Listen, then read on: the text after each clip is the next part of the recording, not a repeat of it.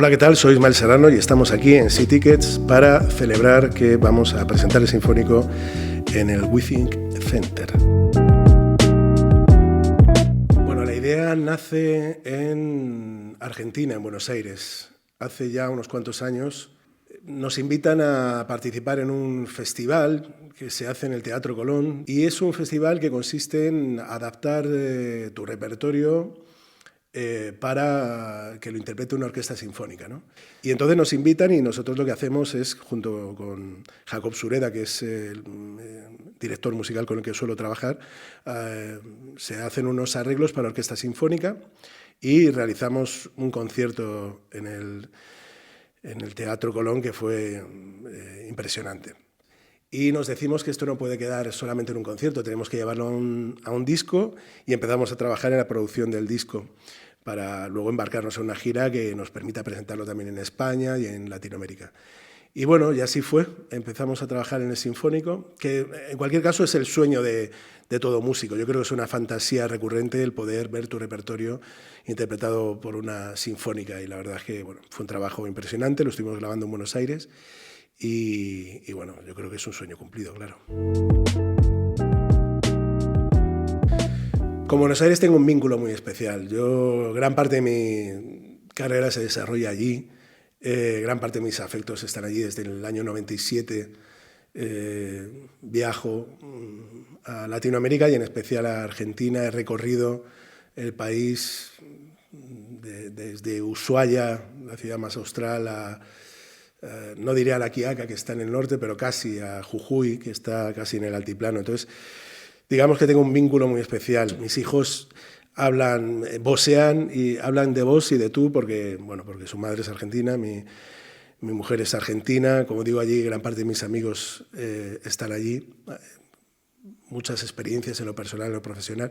Y bueno, y en este caso se dio la circunstancia. Nos invitaron a participar en este festival que consistía en trabajar con una sinfónica, y yo creo que eso permitió que se desarrollase todo el proyecto desde allí de una manera clara y definitiva, ¿no?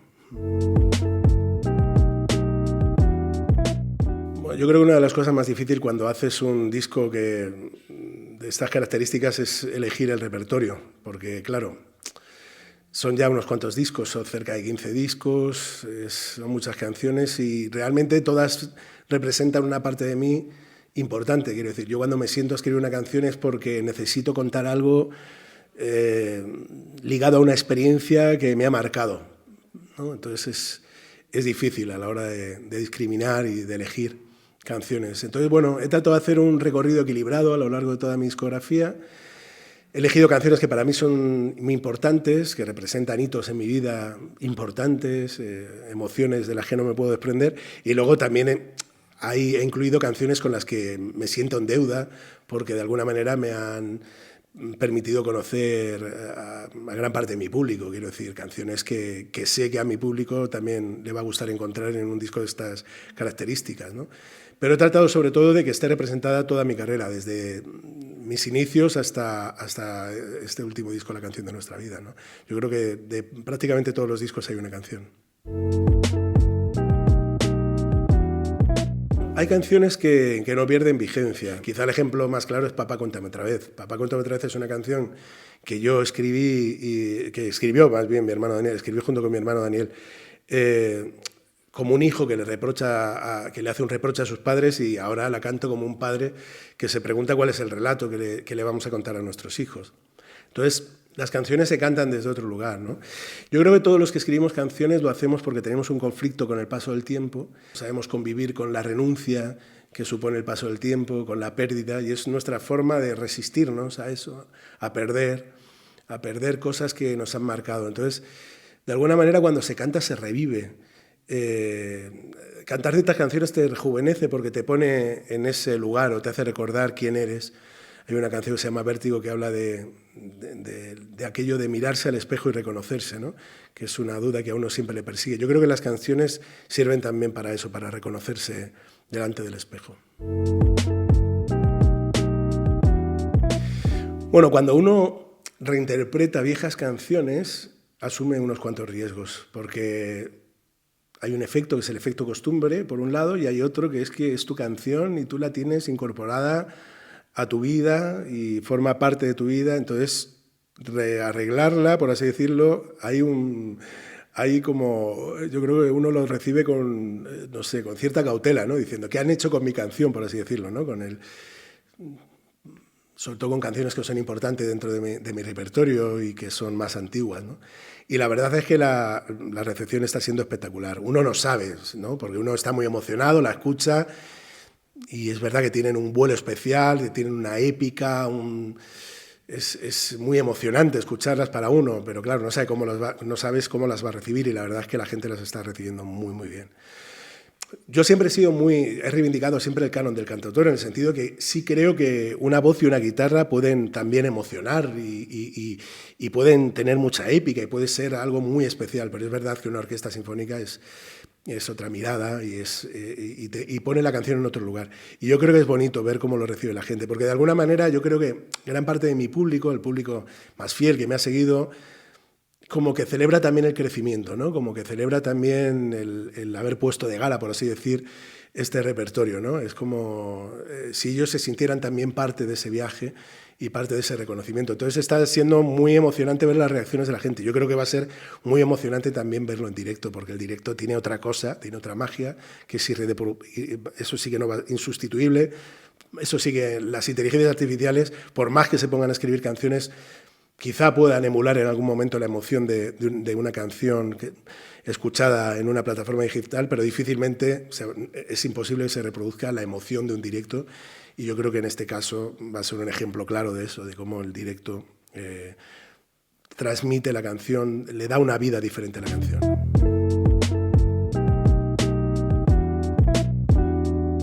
Bueno, yo creo que grabar un sinfónico es un quebradero de cabeza porque supone, bueno, sobre todo si lo haces en estudio, como lo hemos hecho nosotros. Quizás es más fácil cuando se graba en directo, ¿no? En un teatro en directo. Nosotros lo que hicimos fue convocar en un estudio a una banda sinfónica que preparamos expresamente para esto, ¿no? Es a través de la figura de un llamador, en este caso una llamadora, Claudia Sereni, que es una chelista con la que hemos trabajado muy habitualmente. Pues convocamos a diferentes músicos para grabar este sinfónico, y lo grabamos por secciones además, que eso facilitaba también la mezcla, la hacía más limpia, la sección de cuerda un día, la sección de maderas, de metales otro, percusiones aparte.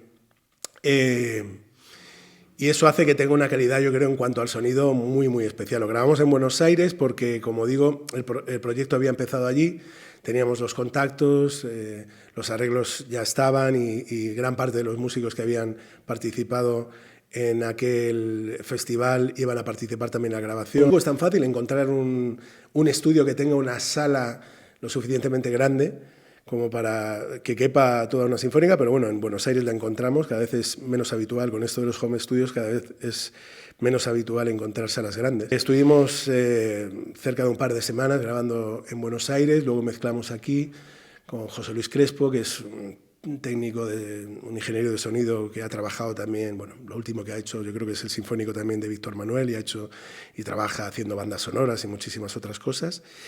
Y bueno, ahora toca enfrentarse al reto del directo, que también es un dolor de cabeza, porque supone trabajar con las sinfónicas locales y demás.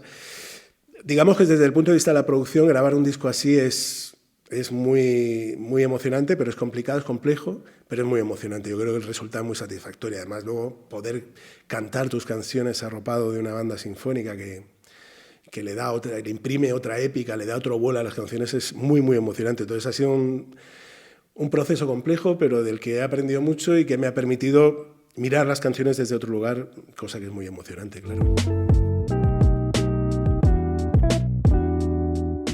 Yo creo que el concierto del WeThink va a ser muy especial. Es la primera vez que en Madrid damos un concierto de estas características. Es una orquesta que acompaña habitualmente una orquesta sinfónica de 40 músicos que acompaña habitualmente que acompaña a diferentes músicos.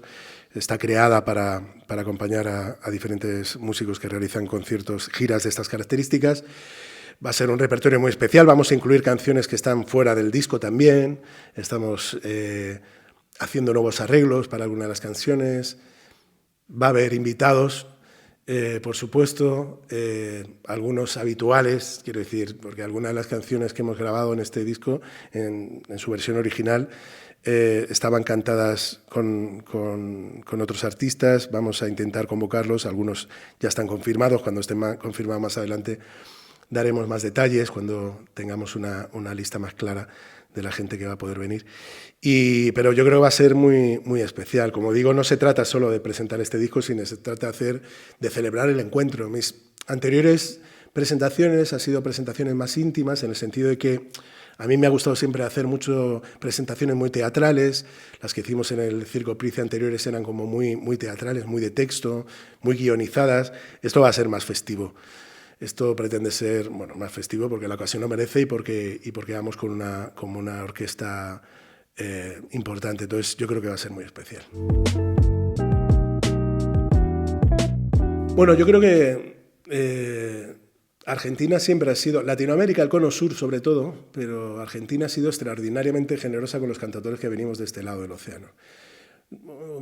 Yo tengo un recuerdo muy especial de un concierto al que me invitó Joaquín Sabina a cantar con él en el Luna Park de Buenos Aires, y él en la presentación, cuando me presentaba, dijo algo muy bonito y muy cargado de razón, ¿no? Dijo que hablaba de Serrat como esa persona que había abierto las puertas para todos los cantautores que vinimos detrás, y él se incluía, porque es verdad que el primero en recorrer el país fue Serrat. Y es verdad que eso creó un vínculo, hizo un camino que luego hemos transitado otros músicos.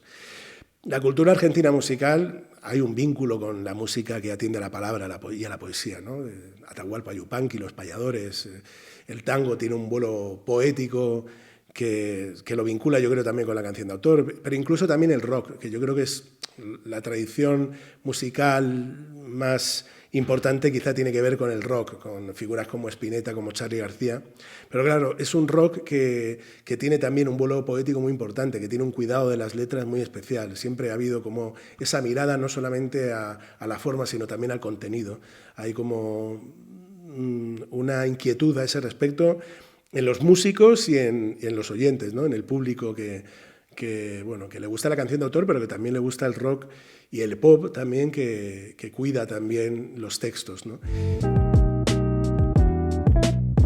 Bueno, yo creo que siempre va a haber un público para la canción de autor. Es verdad que no es el mejor momento en el sentido de que el algoritmo no trata demasiado bien a la canción de autor. El algoritmo genera un déficit de atención, además. Claro, que teniendo en cuenta que el cantautor escribe un cierto, o trata de crear un cierto relato en torno a la canción, ¿no? Requiere como otra mirada, otra atención.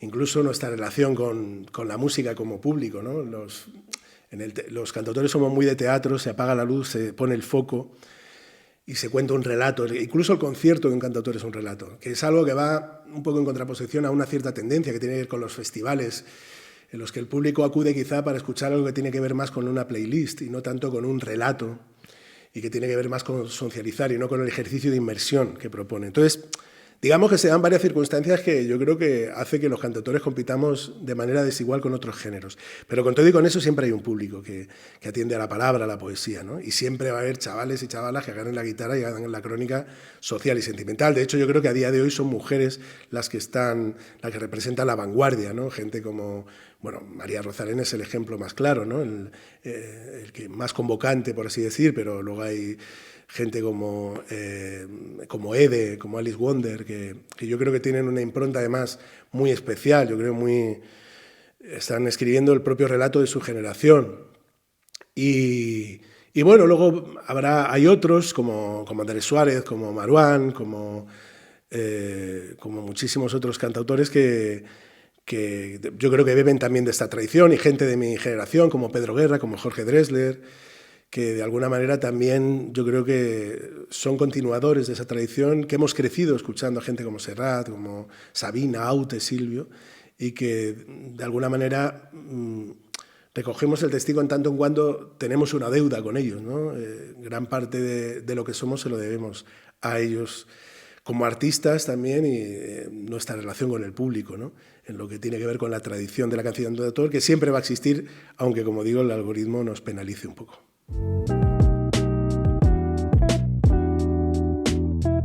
Bueno, yo creo que el algoritmo, no somos conscientes de cómo el algoritmo está determinando nuestros gustos musicales o tiene un carácter performativo para mí y que hace que, bueno, que se afiancen nuestros prejuicios.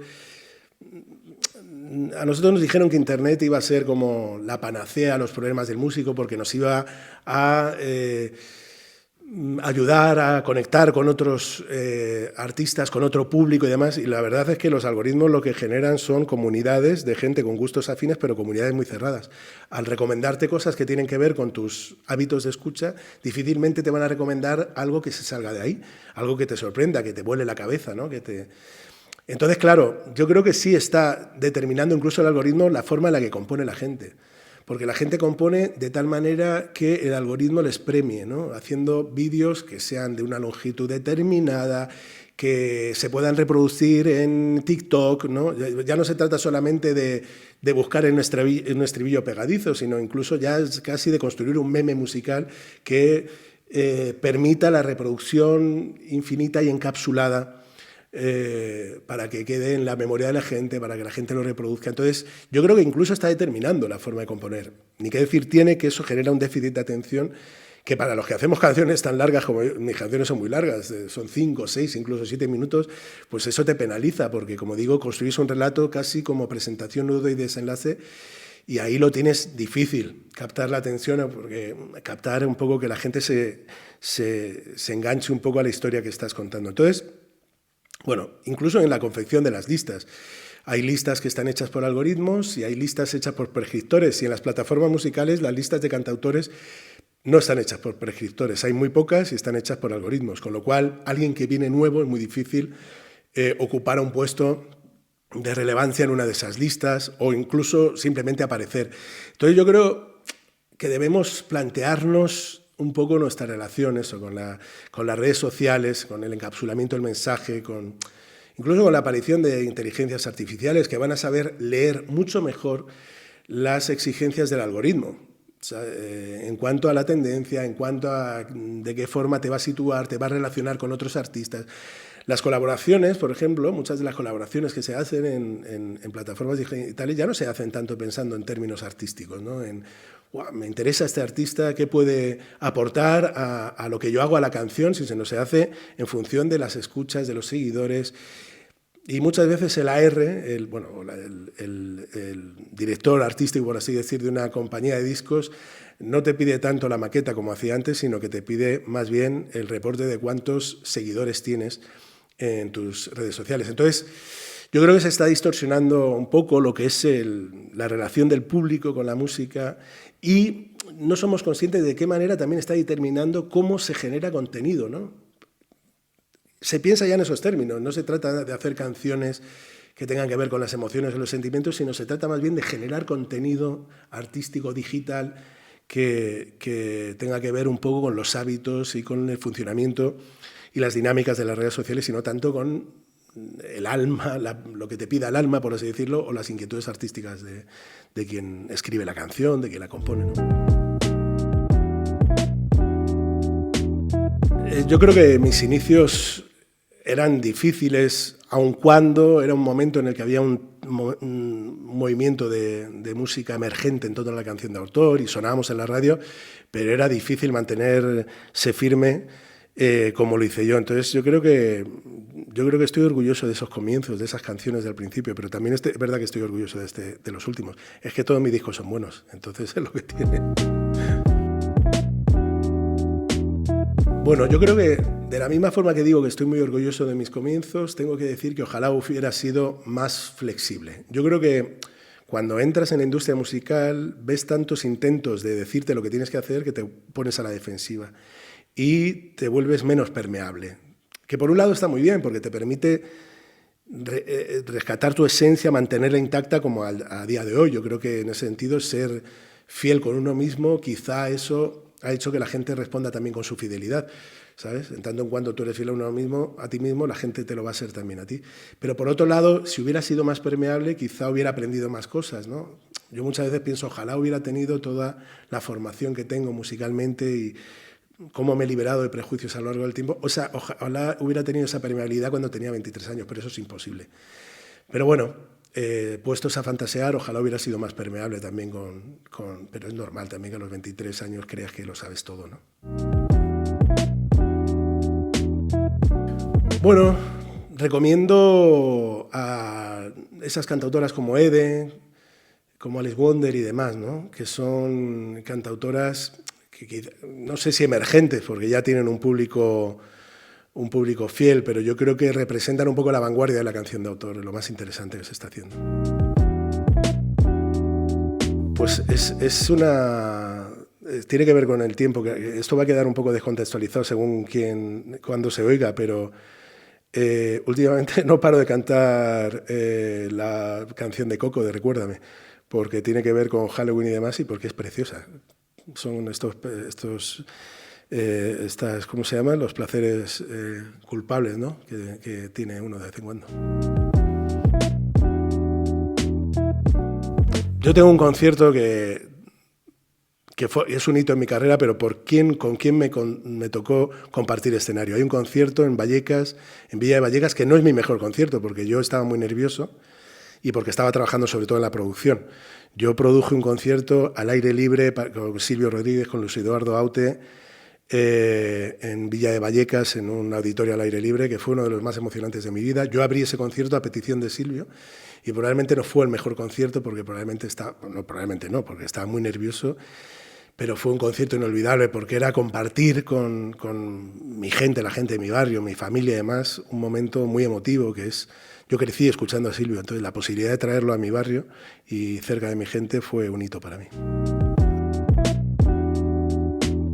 Ahora que me toca asistir a la despedida de Sabina, yo creo que los conciertos más bonitos han sido viendo a Sabina porque eran los conciertos con mis colegas del instituto, de la facultad.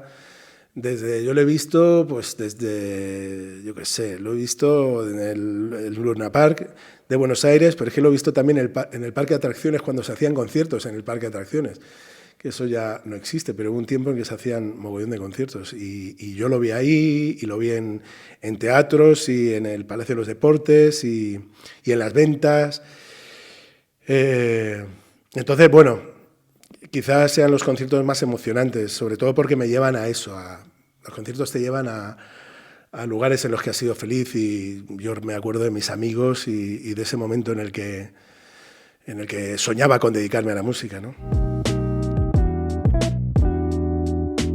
Bueno, le canto a todo lo que me emociona y me emocionan pues las noticias del periódico, de vivencias, experiencias personales, encuentros, desencuentros sentimentales. A veces uno se pone en calidad de cronista y habla de lo que ocurre en la calle o de lo que uno es testigo. Ahora me gustaría escribir canciones ojalá fuera capaz de escribir canciones que abran ventanas a la esperanza. Vivimos tiempos muy difíciles y yo creo que ahora son más necesarios que nunca canciones que sean lugar de encuentro para entender que no se está solo, cuando se sueña con un mundo mejor, ante la posibilidad de que avancemos hacia un lugar mejor, ¿no? Porque si no, vivimos sumidos en la melancolía. Y yo que soy muy de reivindicar las canciones tristes, porque creo que también es necesario transitar el duelo con la calma que merece, yo creo que es el momento también de abrir ventanas a la esperanza. Yo a veces me pregunto si esa obsesión por crecer, por llegar, por buscar el clímax y no sé si es a veces contraproducente, o sea, por un lado es positivo y yo me lo planteo, ¿no? Seguir creciendo como público, seguir pensando, ¿no? Pero por otro lado digo, hostia, mantenerse no es poco, quiero decir, hacer canciones amables que acompañan a la gente, a un público con el que has crecido, es un reto que a día de hoy es difícil. Conseguir un público, una comunidad de gente que te sigue, que te respeta y que te quiere, no es algo menor. Entonces, mantener eso, seguir creciendo lentamente, sin grandes ambiciones. Quiero decir, yo no creo que a estas alturas de mi vida vaya a encontrar la fórmula del hit, ¿no? Que me permita, yo qué sé, pues eso, sonar en las radios como lo hacíamos antes, que eso ya es impensable, o llegar a un público, otro público. No, yo creo que está bien el trabajo que hacemos poco a poco, crecer orgánicamente, incorporar, ¿por qué no?, un público joven, pero sin forzarlo. Quiero decir, muchas veces cuando te reúnes con gente del marketing y te dicen, ¿cómo podemos incorporar a un público joven? Te dicen, ¿por qué no haces una colaboración con alguien del urbano y tal? Y claro, yo creo que ese no es el camino, porque en el fondo lo que te están diciendo es que para llegar a un público joven tienes que hacer una música diferente a la que haces. Yo creo que se trata de poner en valor lo que haces y hacer entender a un público joven o no tan joven que lo que haces está bien y defenderlo con coherencia, ¿no? Y defender la dignidad de tu trabajo y defender que son canciones que si prestas atención, la atención suficiente, te van a llegar, te van a conmover. No exige un gran esfuerzo llegar a la música de un cantautor, no me refiero a eso, pero sí exige una mirada, sí exige a lo mejor detenerse un instante. Entonces, bueno, conseguir eso, conseguir que alguien se detenga durante un instante y conecte con una canción tuya, es un reto, bueno, que no es algo menor y que requiere otro tipo de esfuerzo, no esa persecución constante por el hit, por la viralización, que es difícil desprenderse de eso. Yo seguramente también de alguna manera lo persigo, lo busco, quiero, en el sentido de que me gustaría, pero yo creo que también hacer un trabajo de hormiga poco a poco, como lo he hecho toda mi carrera ha sido así, ¿no? Entonces, bueno, seguir haciendo ese trabajo, que no es algo menor, bueno, es un sueño que no es tan fácil de conseguir, ¿no?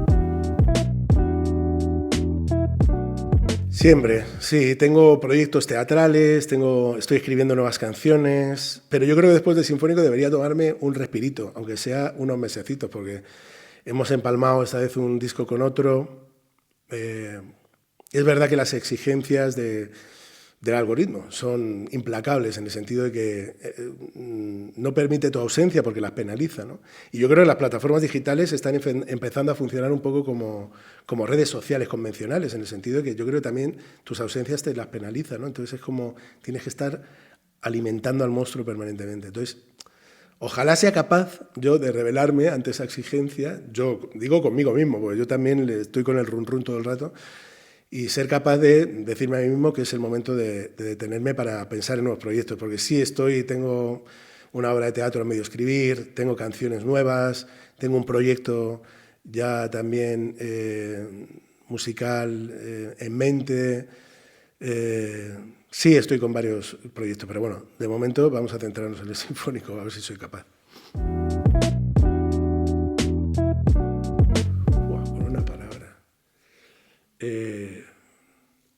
Como puedes ver, soy incapaz de definirme con una palabra, ¿no? Pero bueno, me gustaría... Es que es imposible, con una palabra. Buenísima, no sé. No, con una palabra... Yo creo que la canción de autor y la poesía van de la mano. Me gustaría pensar que cuando alguien piensa en mi música, piensa también en eso, en poesía. Bueno, yo he crecido, yo creo que tiene mucha relación con la canción de autor, lo que se llamaban los poetas de la experiencia, que son Luis García Montero, Felipe Benítez Reyes, que son toda una generación mayores que yo, pero que conectaban, y bueno, luego Mario Benedetti, y mi conexión con Latinoamérica también tiene que ver con la poesía latinoamericana, pero son sobre todo esa poesía que encuentra en lo cotidiano ese misterio, esa épica, que no siempre somos capaces de ver, ¿no? Que convierte en algo grande nuestras pequeñas batallas domésticas, nuestras pequeñas cosas, ¿no? En nuestro día a día aparentemente rutinario hay una poesía que no siempre somos capaces de ver. Me gustaría pensar que la canción de autor también recorre ese camino, ¿no? ¿Qué será de nosotros cuando caigamos y otros ocupen nuestro lugar? Ana, ¿dónde será la batalla?